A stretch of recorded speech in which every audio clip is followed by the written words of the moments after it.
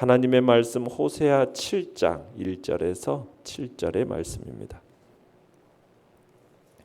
호세아 7장 1절에서 7절의 말씀 우리 한 목소리로 같이 읽도록 하겠습니다. 호세아 7장 1절에서 7절의 말씀입니다. 1절입니다. 시작. 내가 이스라엘을 치료할 때에 에브라임의 죄와 사마리아의 악이 드러나도다. 그들은 거짓을 행하며 안으로 들어가 도둑질하고 밖으로 떼지어 노략질하며 내가 모든 악을 기억하였음을 그들이 마음에 생각하지 아니하거니와 이제 그들의 행위가 그들을 애워싸고 내 얼굴 앞에 있도다. 그들이 그 악으로 왕을 그 거짓말로 지도자들을 기쁘게 하도다. 그들은 다 가늠하는 자라 과자 만드는 자에 의해 달궈진 화덕과 같도다. 그가 반죽을 뭉침으로 발효되기까지만 불 일으키기를 그칠 뿐이니라. 우리 왕의 날에 지도자들은 술의 뜨거움으로 병이 나며 왕은 오만한 자들과 더불어 악수하는도다.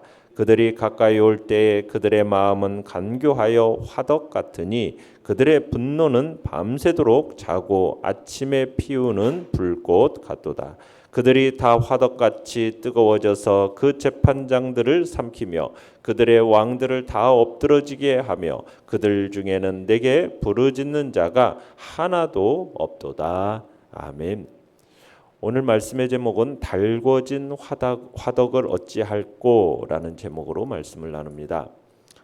우리는 어제 여호와께서 이스라엘 백성들, 유다 백성들의 이 선민들이 언약을 파기하고 그리고 살육하면서 그로 인하여서 심판이 불가피함을 보게 되고 그에 대한 개탄하시는 하나님의 모습을 보았습니다. 그리고 이어지는 오늘 말씀에서는 이 선민들의 도둑질, 약탈 이로 인해서 심판이 불가피함을 개탄하시는데요. 특별히 하나님께서 아무리 그들을 회복하시고 아무리 치료하시려고 해도 도저히 그렇게 할 수 없도록 선민들이 이 선택된 민족들이라고 하는 이들이 죄악을 고집한다는 사실을 강조하고 있는 말씀이 오늘 본문의 이야기입니다. 내용과 철문제 1번입니다. 범죄한 이스라엘을 향한 하나님의 마음은 무엇입니까? 자, 1절을 처음을 보시면 이렇게 시작되고 있죠. 내가 이스라엘을 치료하려 할 때에, 자, 범죄한 이스라엘을 향한 하나님의 마음은 뭐예요? 이스라엘을 치료하려 하시는 마음입니다. 치료하려 하시는 마음. 그러니까 하나님께서 이스라엘을 치료하려 할 때 이게 치료한다라는 것은 다른 말로 이야기하면 죄의 문제를 해결하고자 하신다는 이야기입니다. 이스라엘의 고질적인 병폐라고 할 수 있는 그들의 불순종, 우상숭배, 사유적인 악, 도덕적인 악 이런 뿌리 깊은 죄의 문제를 치료하시려 한다는 의미인 겁니다. 이런 죄의 문제를 온전히 해결할 때만 비로소 성결함과 거룩함을 회복해낼 수 있고 다시금 하나님을 섬기는 백성으로서 하나님의 백성다운 면모를 갖추며 살 수 있기 때문에 하나님께서는 이 뿌리 깊은 죄 문제를 치료하려 하신다라는 거예요. 하나님께서 어떻게 그들을 치료하려 하십니까? 호세아 선지자와 같은 의로운 선지자들을 통해서 그들의 죄를 지적하시고 그리고 회개를 촉구하시고 또 심판을 선언하심으로써 치료하고자 하십니다. 뿐만 아니라 이스라엘 자손들에게 그들의 죄악에 상응하는 직접적인 징계를 하심으로써 그들을 치료하고자 하신 거죠. 그들에게 기근과 전염병을 내리기도 하시고 또 아수르 같은 주변 강대국들로 하여금 그들을 침략해도 하시고 그러면서 징계를 가하심으로써 그들의 죄를 정화시키려고 하시는 거죠. 불순물이 섞인 금속을 풀물불에 연단해서 순정케 하듯이 그렇게 순전한 것으로 만들듯이 죄악에 찌들어 있는 그들을 고난과 징계의 풀물불에 내던져서 정결케 하시려고 그 일들을 행하시는 겁니다. 그러니까 하나님께서 이런 일을 행하시고 이스라엘이 이런 과정을 겪을 때 필연적으로 이루어지는 건 뭐냐면 그들의 죄가 드러난다라는 거예요. 그들의 죄가 드러나게 되었어요. 자, 그런데 내용관찰 문제 2번을 보시면 드러난 이스라엘의 죄악은 어느 정도로 심각합니까? 그러니까 이스라엘을 치료하려 할 때 드러난 이스라엘의 죄악, 이건 도저히 숨길 수 없을 정도로 아주 심각하다라고 얘기합니다.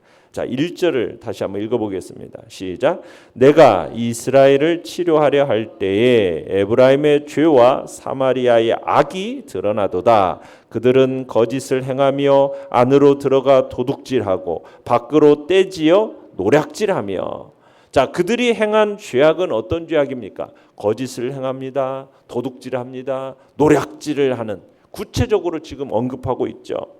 그러니까 먼저 그들은 거짓을 행합니다. 다른 사람들을 속여서 자신들의 입속을 챙기는 일을 합니다. 법정에서는 거짓 진술을 행합니다. 뇌물을 받고 정직한 자를 희생시키는 그런 표현, 그런 것들을 감안한 표현인 겁니다. 안으로는 들어가서 도둑질합니다. 사람들이 보지 못하는 은밀한 장소에서 남의 물건을 훔치는 그런 행위를 한다는 거죠. 밖으로는 떼지어 다니면서 노략질을 합니다. 당시 이스라엘 사람들이 대낮에 사람들이 이목이 있는 그런 노상에서도 떼지어 다니면서 노략질을 일삼았다라는 거예요. 그 정도로 죄악이 심각하다는 거죠. 2절도 읽어보겠습니다. 시작. 내가 모든 악을 기억하였음은 그들이 마음에 생각하지 아니하거니와 이제 그들의 행위가 그들을 애워싸고 내 얼굴 앞에 있도다. 자, 이스라엘이 안팎으로 행하는 그 모든 죄악들을 누가 알고 계신다고요? 하나님께서 모두 다 알고 계세요. 그런데 정작 그러한 죄악을 범하는 그들은 자신이 범한 죄악을 생각하지도 않고 하나님이 다 기억하고 계신다는 사실조차 알지를 못하는 거예요. 깨닫지를 못하는 거예요. 하나님은 모든 것을 다 아시는 전지하신 분 아닙니까? 특히 자기 언약 백성의 삶이라면은 그것이 어떠한지를 다 지켜보고 계시면서 그들의 행위에 대해서 하나님께서 다 기억하고 계십니다. 기록하고 계세요. 그런데도 불구하고 정작 죄악을 범하는 그들은 이런 사실을 까마득하게 모르고 아무도 보지 않을 것처럼 단정하면서 악한 행위를 계속 범한다라는 거예요. 선민들, 하나님의 선택된 사람들이라고 말하는 하나님의 백성들은 하나님께서 눈에 보이지 않음으로 없는 것처럼 그렇게 여기고 죄악을 막 저지르는 이런 것에 주저함이 없는 거예요. 하나님은 그렇게 그들을 똑똑히 보고 계시면서 분노하십니다. 하나님은 그 인간의 모든 행위, 은밀한 일까지도 선악간에 다 심판하시고 어둠에 감추인 것까지도 다 드러내시는 분이 하나님이세요. 마음의 뜻까지 다 나타내시는 분이 하나님이십니다. 세상에 감추인 것이라고 생각되는 모든 것들, 그것들이 장차 남김없이 하나도 남김없이 다 드러나게 될 날이 있을 거라는 거죠. 우리는 이런 사실을 기억하면서 매사에 두렵고 떨리는 마음으로, 태도로 하나님의 뜻을 따라 성실하게 살아가는 것이 중요한 일인데, 지금 이스라엘 백성들은 하나님의 이목에 대해서 전혀 지금 개의치 않고 자신들의 그 죄악을 마음껏 지금 저지르고 있다는 거예요. 그 일들이 지금 드러나고 있는 겁니다. 영광 묵상 문제 3번입니다. 왜 하나님은 이스라엘 왕궁 안의 반역자들을 달궈진 화덕 같다라고 반복해서 말씀하셨을까요? 자, 달궈진 화덕. 여러분, 달궈진 화덕 같다라는 것은 뭐냐면 밤에 이제 화덕에 숯을 피웁니다. 숯을 피우면은 이게 너무 잘 타고 뜨거워져서 아침에 일어나면은 사람이 그곳에 불을 더 많이 피울 필요도 없이 그냥 반죽해서 발효된 밀가루 떡을 딱 거기 화덕에다 올려놓으면은 떡이 구워진다. 지금 이런 말이에요. 자, 이런 비유로서의 중심된 소재로 제시되는 건 뭐냐면 뜨겁게 달구어진 화덕의 모습. 자, 이런 화덕은 뭐 불꽃이 보이지 않아도 사람의 불꽃 볼 때 불길은 없는 것 같아요. 그런데도 불구하고 금방 불길을 일으키면서 타버리는 성질을 가지고 있어요. 거기다가 조금만 뭐 종이 같은 거라도 집어넣으면 금방 불이 그냥 확 타오르는, 금방 불길을 일으키면 타버리는 성질이 이 달궈진 화덕 같은 그곳에 있단 말이에요. 자, 그런데 호세아 선지자가 이런 화덕의 모습을 통해서 나타내고자 하는 건 뭐냐면 이 당시 이스라엘 백성들의 죄악의 본성이 죄악의 어떤 기회만 주어지면은 얼마든지 죄를 지을 수 있는 그런 상태였다라는 것을 나타내고 있는 거예요. 그러니까 죄악의 기회만 조금만 딱 주어지면은 금방 죄를 지어버리는 그런 상태. 그게 바로 지금 달궈진 화덕과 같다는 얘기입니다. 자, 그래서 4절을 한번 읽어봅시다. 시작. 그들은 다 가늠하는 자라 과자 만드는 자에 의해 달궈진 화덕과 같도다. 그가 반죽을 뭉침으로 발효되기까지만 불 일으키기를 그칠 뿐이니라. 자, 지금 이스라엘 자손들을 가리켜서 지금 뭐라고요? 다 가늠하는 자다 이렇게 지적하고 있어요.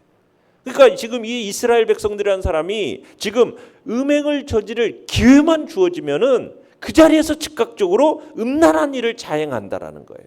지금 그것을 나타내고 있는 거예요. 5절을 읽어보겠습니다. 5절. 시작. 우리 왕의 날에 지도자들은 술의 뜨거움으로 병이 나며 왕은 오만한 자들과 더불어 악수하는도다. 자, 지도자들이 지금 술의 뜨거움으로 병이 났다. 이 표현은 뭐냐? 말 그대로 이스라엘을 이끄는 지도자들이라는 사람들이 지금 술에 취해 있다는 걸 나타내는 겁니다. 지도자라면은 나라를 이끄는 자들로서 바른 길로 백성들을 이끌기 위해서 바른 정책을 제시하고 바른 지표를 제시하는 게 마땅한데 지금 그들이 술에 찌들어 있다 보니까 나라 전체가 지금 혼돈과 방탕에 사로잡혀 있다는 것을 나타내는 거죠. 6절 7절도 읽어보겠습니다. 시작. 그들이 가까이 올 때에 그들의 마음은 간교하여 화덕 같으니 그들의 분노는 밤새도록 자고 아침에 피우는 불꽃 같도다. 그들이 다 화덕같이 뜨거워져서 그 재판장들을 삼키며 그들의 왕들을 다 엎드러지게 하며 그들 중에는 내게 부르짖는 자가 하나도 없도다. 자, 지금 이스라엘의 고위 관리층들 그 중에서도 왕에 대해서 아첨하지만 속으로는 모반하고 자기들이 막 정권을 차지하려는 권력 욕구로 지금 가득했다라는 것을 지금 빗대어서 묘사하고 있는 이야기예요. 그러니까 이스라엘 백성들이 화덕처럼 지금 뜨거워져 가지고 재판장들을 삼키고 막 왕들을 엎드러뜨린다라는 거예요. 그로 인해서 지금 나라의 권위와 나라의 기강이 지금 땅에 떨어진 것은 두말할 필요도 없다는 거죠. 여러분, 이것은 지금 북이스라엘의 말기의 정치적인 혼란의 상황을 지금 묘사하고 있는 겁니다. 실제 북이스라엘은요, 이제 마지막 호세아 시대 때부터 호세아 이제 여로보암 2세 이후부터는 완전히 무수한 정권 교체가 이루어져요. 성경에 기록되는 당시 이스라엘 역사를 보면 여로보암의 2세의 아들이 스가랴인데 왕위에 등극한 지 6개월 만에 살룸이라는 사람이 반란을 일으켜가지고 이 스가랴를 죽이고 그리고 왕위에 오르게 됩니다. 그런데 이 살룸이라는 사람도 겨우 1개월밖에 통치하지 못하고 므나헴이라는 사람에게 암살을 당하고 왕권을 므나헴에게 넘겨주게 돼요.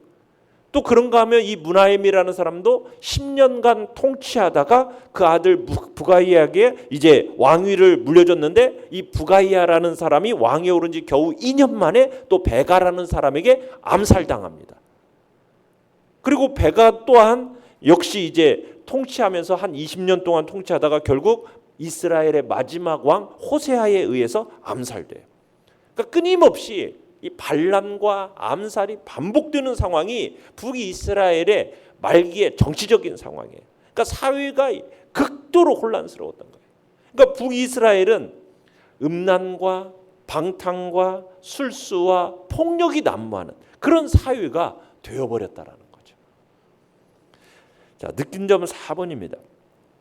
반란과 폭력이 난무한 상황 속에서도 하나님께 기도하는 자가 하나도 없다라는 거. 이걸 보면서 무엇을 느낍니까? 여러분, 하나님을 떠난 인간, 하나님께 부르짖지 않는 인간은요, 기회만 주어지면요 얼마든지 악으로 치우칠 수 있다라는 것을 우리는 느끼게 됩니다. 그리고 하나님께 부르짖지 않는 자는 결국 패망의 삶을 살 수밖에 없다라는 것을 우리는 느끼게 되는 거예요.